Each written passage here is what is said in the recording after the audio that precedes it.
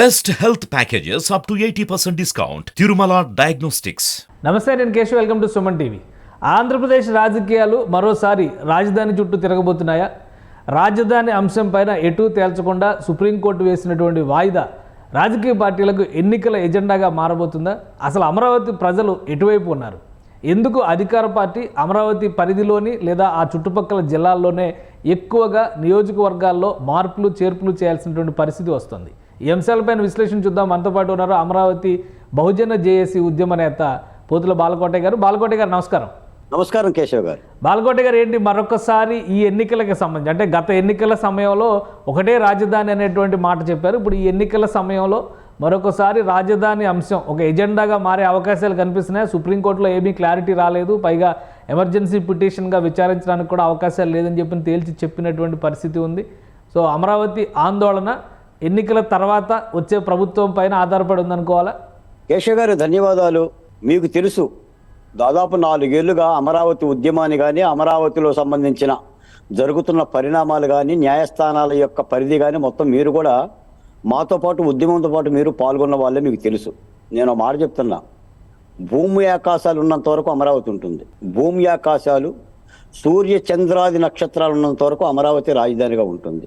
నేను ఎందుకంటున్నా అంటే ఈ మాట, అమరావతి రాజధాని అనేది ఒక రాజకీయ పార్టీలకు సంబంధించిన రాజధాని కాదని, చట్టాల సాక్షిగా, శాసనాల సాక్షిగా, ఒడంబడికల సాక్షిగా ప్రభుత్వాలు చేసిన ఒక నిర్ణయం అది. కాబట్టే న్యాయస్థానాలు వాటికి అండగా ఉన్నాయి. కేవలం రాజకీయ పార్టీ తమ పొత్తిళ్లలో నుంచో, తమ సంఘంలో నుంచో, తమ జేబుల్లో నుంచి రాజధానులు తీస్తే ఏ రాజకీయ పార్టీ అయినా సరే ఎక్కడైనా సరే రాజధాని పెట్టుకోవచ్చు. కానీ ప్రజాస్వామ్యంలో అలా ఉండదు. ఏ నిర్ణయం జరగాలన్నా చట్టాలుగానే జరుగుతుంది, శాసనాల ద్వారానే జరుగుతుంది. చేసిన చట్టాలనే, చేసిన శాసనాలనే మళ్ళీ వచ్చే కొత్త ప్రభుత్వాలు మార్చేసుకుంటాం, తీర్చేసుకుంటామంటే అంత సులభ సాధ్యమైన పని కాదు. కాకపోతే ప్రతిపక్ష పార్టీలు అమరావతి రాజధాని అభివృద్ధిని ఎజెండాగా పెట్టుకొని వెళ్తున్నాయి. అమరావతి రాజధాని ప్రతిపక్ష పార్టీలకి, మళ్ళీ రాజధాని అమరావతి అని చెప్పనక్కర్లా. కాకపోతే నాశనమైన రాజధానిని తిరిగి అభివృద్ధి చేస్తామని వెళ్తుంది. జగన్మోహన్ రెడ్డి గారు 3 రాజధానుల సిద్ధాంతంతో వెళ్ళిపోవచ్చు. ఎందుకంటే మనకు తెలుసు కదా, ఆయన పట్టిన దానికి 3 కాళ్ళనని. హైకోర్టు చెప్తేనే వినని ముఖ్యమంత్రి గారు, సుప్రీంకోర్టు 10 సార్లు అడిగినా స్టే ఇవ్వని ముఖ్యమంత్రి గారు మనం చెప్తే వింటాడా? ఆయన విధానం అది. కాకపోతే ఏంటంటే, ఇప్పుడు మీరు ఒక మాట అన్నారు, రాజధాని అమరావతి చుట్టూ ఉన్న జిల్లాలలో కానీ, ప్రాంతాల్లో కానీ ఎమ్మెల్యేలను మారుస్తున్నారు అని. రాజధాని చుట్టూ ఉన్న జిల్లాల్లో ఎమ్మెల్యేలనే కాదు, ఆయన 151 మంది ఎమ్మెల్యేల సీట్లు దించుతున్నాడు. ఆయన ఏదో సర్వే రిపోర్టులు దగ్గర పెట్టుకున్నాడు, ఓడిపోతారని చెప్పి అనాలిసిస్ 10 సార్లు చేసుకున్నాడు. ఇక్కడి నుంచి అక్కడికి నెట్టేస్తున్నాడు, అక్కడ వాళ్ళని ఇక్కడ వేసేస్తున్నాడు. సజ్జల రామకృష్ణారెడ్డి గారు డైరెక్ట్గానే చెప్తున్నాడు, ఉంటే ఉండండి పోతే బొండి అని. చాలా దుర్మార్గంగా ఒక ఎమ్మెల్యేని కరివేపాకుల్లాగా, వాడుకునే కూరల్లాగా, లేదా ఉప్పులాగా, పనికిరాని వస్తువులాగా, ఉంటే ఉండండి పోతే బొండా అనే పరిస్థితికి ఎమ్మెల్యేలను గదమాయిస్తున్నారు సజ్జల గారు. సజ్జల గారు ఒక మా ఎమ్మెల్యే కాదు, సజ్జల గారు ఎమ్మెల్సీ కాదు, ఒక 10 ఓట్లతో గెలిచిన వ్యక్తి కాదు. కానీ అన్ని శాఖలను చేస్తున్నారు కదా. మొన్న ఎవరో అడిగారు, ఇప్పుడు మున్సిపల్ శాఖ మంత్రి ఎవరో అంటే పేరు చెప్పలేని పరిస్థితి. మున్సిపల్ శాఖ మంత్రి సజ్జల గారే, హోంమంత్రి సజ్జల గారే, స్త్రీ శిశు సంక్షేమ శాఖ మంత్రి సజ్జల గారే. మున్సిపల్ శాఖ మంత్రి అనగానే బొత్స సత్యనారాయణ గారు రియాక్ట్ అవుతున్నారు కదా, అమరావతి గురించి ఎన్ని కామెంట్లు చేశారు ఆయన. అదే, అందుకని ఆయన కూడా మర్చిపోతారా? అందరూ మర్చిపోయారు సార్. 26 మంది మంత్రుల్లో ఎవరు మంత్రి అని చెప్పేసి చెప్పగలిగే పరిస్థితి ఎవరు లేరు. ఎవరైనా జబర్దస్త్ రోజా గారు లాంటి డ్యాన్స్ చేసేవాళ్ళు. అంటే మీరు ఒక విషయం చెప్పండి, సుప్రీంకోర్టులో ఈ పిటిషన్ పైన చాలా వరకు ఆశలు పెట్టుకున్నారు. బహుశా వీలైనంత వేగంగా దీనిపైన ఒక కన్క్లూజన్ వస్తుందని చెప్పని అనుకున్నారు. కానీ అటువంటి పరిస్థితి లేదు. పైగా వాయిదా వేయడం కూడా ఏప్రిల్ మాసానికి వాయిదా వేసినటువంటి పరిస్థితి ఉంది. అంటే ఎలక్షన్స్ పూర్తయిపోయేటువంటి వాతావరణం. అంటే ఈ ఎన్నికల్లో రాజధాని నిర్మాణం అనేది కూడా ఒక ఎజెండా అవుతుందా? పైగా సుప్రీంకోర్టులో ప్రభుత్వ తరపు న్యాయవాదులు చాలా క్లియర్గా చెప్పారు, అమరావతి ప్రాంతంలో రాజధాని ప్రకటన మాత్రమే చేశారు, 10% కూడా పనులు జరగలేదు. గత ప్రభుత్వ హయాంలో జరిగిన పనులు కూడా తాత్కాలిక భవనాల నిర్మాణం మాత్రమే అని చెప్పారు. కాబట్టి ఇది ఒక కీలకమైనటువంటి అంశం కాదా? ఇప్పుడు కేశవ్ గారు, రాజధాని మీద 4 ఏళ్ళుగా చెప్పిన అబద్ధాలే. ఇప్పుడు నేను మాట చెప్తా, సుప్రీంకోర్టులో పరిష్కారం వస్తుందని చెప్పి మేము కాదు ఆశించింది, ప్రభుత్వం ఆశించింది. స్టే వస్తే మూటాముళ్ళే కట్టుకొని పోదామని గోతికాడి నక్కల్లాగా గుమ్మాల ముందు వాళ్ళు నిలబడ్డారు, మేము నిలబడలా. మాకు హైకోర్టు చాలా స్పష్టంగా తీర్పు ఇచ్చింది. వాళ్ళ ఆశల భంగమైంది, ఏప్రిల్కి వాయిదా పడింది. ఏప్రిల్ తర్వాత పరిస్థితి ఏంటి? ఈ ప్రభుత్వం ఉంటుందో పోతుందో కూడా తెలియని పరిస్థితి. ప్రభుత్వం ఉంటుందో తెలియని పరిస్థితి. ఇప్పుడు రాజధాని ఉద్యమం ఏం చేశారు సార్? 2 రకాల ఉద్యమాలు చేశారు. ఒకటి ప్రజా పోరాటం చేశారు, 2 ప్రజాస్వామ్యం కాబట్టి న్యాయస్థానాల మీద ఆధారపడ్డాం. రాష్ట్ర ప్రభుత్వం రాష్ట్ర సొమ్ముతో కోర్టుకెళ్ళింది, రైతులు కౌలు డబ్బులతో కోర్టుకెళ్ళారు. రేపు ఎన్నికల్లో 3 రాజధాని సిద్ధాంతాన్ని ముఖ్యమంత్రి గారు తీసుకువెళ్ళొచ్చు. ఎందుకంటే ఆయనకు 3 ప్రాంతాల్లో ఏంటంటే అటు రాయలసీమ కానీ, ఉత్తరాంధ్ర కానీ, మధ్యాంధ్ర కానీ కొట్టుకుంటే సంతోషిద్దామని చెప్పేసి ఆయన వ్యూహం, విభజన రాజకీయం అది. ఏనాడో చెప్పాం.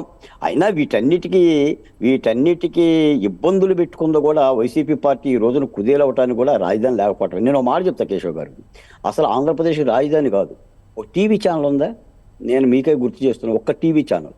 ఈ రోజున రాష్ట్ర ప్రభుత్వానికి ఒక ఛానల్ ఉంది కదా, దానికి బొడ్డు బైరాగ్గా 18 ఛానళ్ళు ఉన్నాయి కదా, ఒక్క టీవీ ఛానల్ ఆంధ్రప్రదేశ్లో లేదు. టీవీ ఛానల్ తీసుకురాలా ముఖ్యమంత్రి గారు. పరిశ్రమల సంగతి దేవుడు ఎరుగు. ఈ రోజున రహదారుల మీదకి రాని వాళ్ళు ఎవరు చెప్పండి నాకు? పారిశుద్ధ్య కార్మికులు. అంటే అమరావతి ఉద్యమం కూడా అదే స్థాయిలో చల్లబడిపోయిందంటే ఒప్పుకుంటారా మీరు? ఎందుకంటే మొన్నటి వరకు పాదయాత్రలు చేశారు, అవన్నీ చేసి కూడా ఎక్కడికక్కడ ఆగిపోయినటువంటి పరిస్థితి. సో అమరావతి డిమాండ్ అనేది స్టిల్ లైవ్లో ఉందా, లేదా న్యాయస్థానాల్లో మాత్రమే వినిపిస్తున్నటువంటి మాటగా చూడాలా?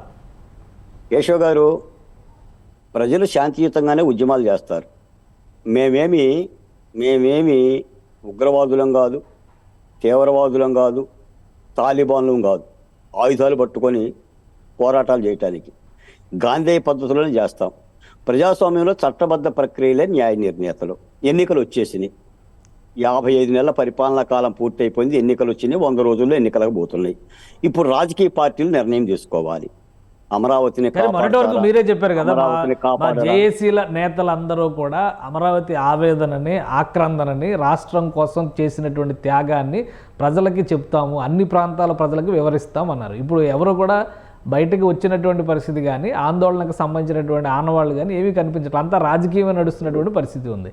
ఇప్పుడు ఎన్నికల ఎజెండాగా రాజధాని అనేటువంటి అంశం వస్తే మీ పక్షాన ఇతర ప్రాంతాల ప్రజలు నిలబడడానికి అవకాశం ఉందా? మీ వాదనను వినిపించుకోవడానికి మీ దగ్గర ఉన్నటువంటి కార్యాచరణ ఏంటి? కేశవ్ గారు, ఉన్నమాట చెప్తున్నా, రాజకీయ పార్టీలు రాష్ట్రంలో 4 ఏళ్లుగా జరుగుతున్న ప్రజా ఉద్యమాలను కానీ, ఆ ప్రజా ఉద్యమాల్లో ఉన్న నాయకులను కానీ ప్రతిపక్ష పార్టీలు కూడా వినియోగించుకోగలగాలి.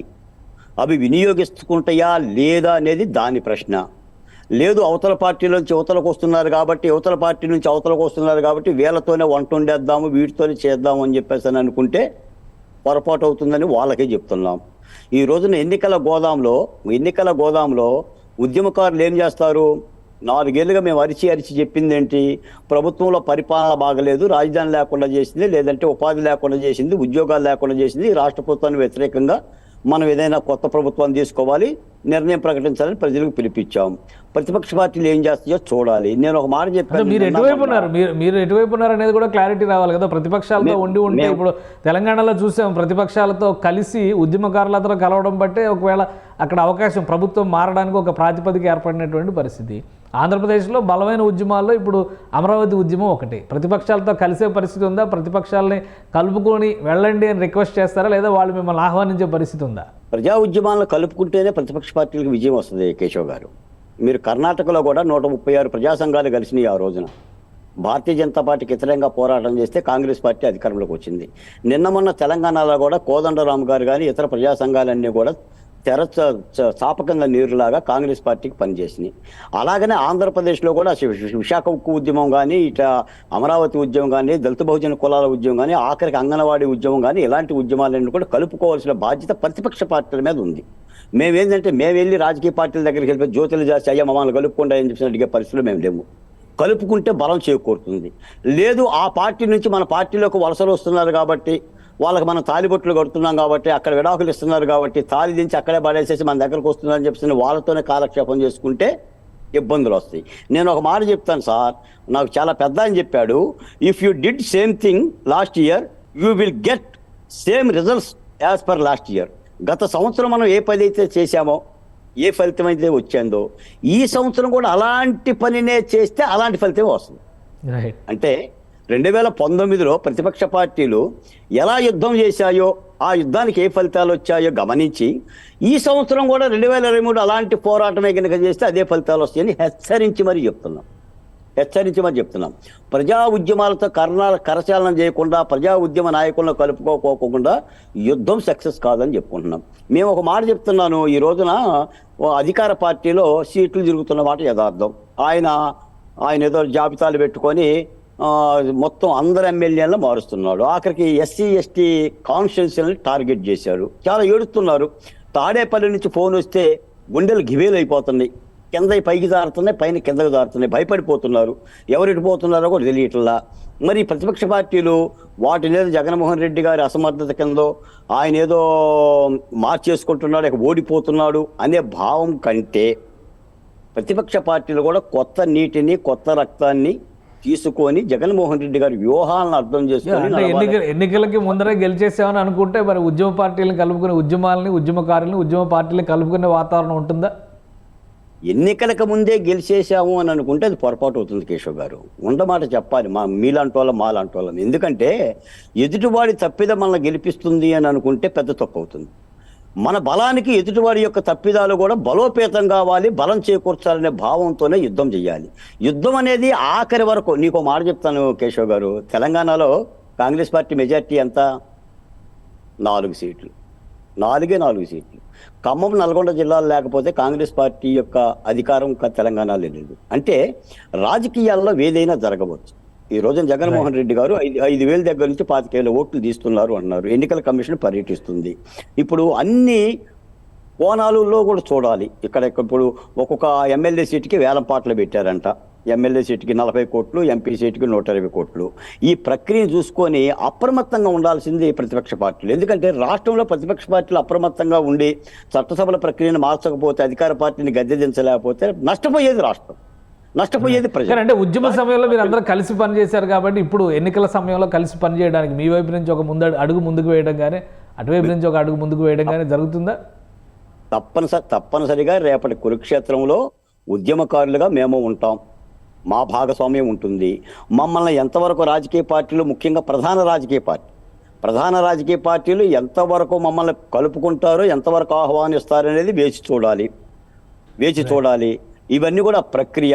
అంటే రాజకీయ నాయకులు వ్యూహాత్మకంగా అడుగులు వేసుకోవాల్సిన అవసరం ఉంది. ఏదైనా ప్రజలతో కలిసి ప్రజా ఉద్యమాలు చేసిన నాయకులు, కోదండరాం గారు కానీ మరే కానీ ఇటువంటి యొక్క ప్రభావం చాలా బాగుంటుంది.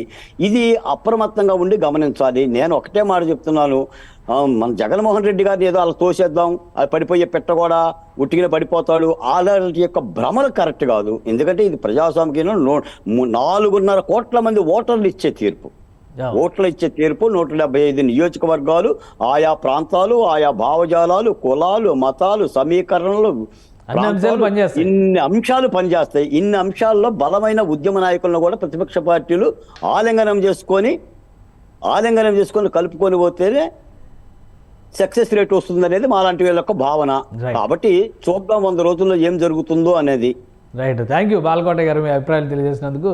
ఇది ఆంధ్రప్రదేశ్లో ప్రతిపక్షాలు బలపడుతున్నటువంటి తీరు, అలానే ఉద్యమకారుల్ని కలుపుకోకుండా ప్రభుత్వాన్ని కూలదోసేస్తామనేటువంటి ఆలోచనకు వెళితే కనుక మరొకసారి ఎదురుదెబ్బ తగిలేటువంటి ప్రమాదం ఉందంటారు. అలానే అమరావతి విషయంలో ప్రభుత్వం ప్రతి సందర్భంలోనూ కూడా రాజధాని వాసులను మోసం చేసిందనేటువంటి మాట బాలకోటయ్య గారు చెప్తున్నారు. కోర్టులు తీర్పులు స్పష్టంగా చెబుతున్నప్పటికీ కూడా దీన్ని తాత్సారం చేయడం వల్ల వచ్చే ఎన్నికల్లో ఇదే ప్రభుత్వానికి ప్రాణ సంకటంగా మారే అంశంగా ఉంటుందని బాలకోటయ్య గారు అంటారు. ఇది స్పెషల్ డిస్కషన్. Keep watching.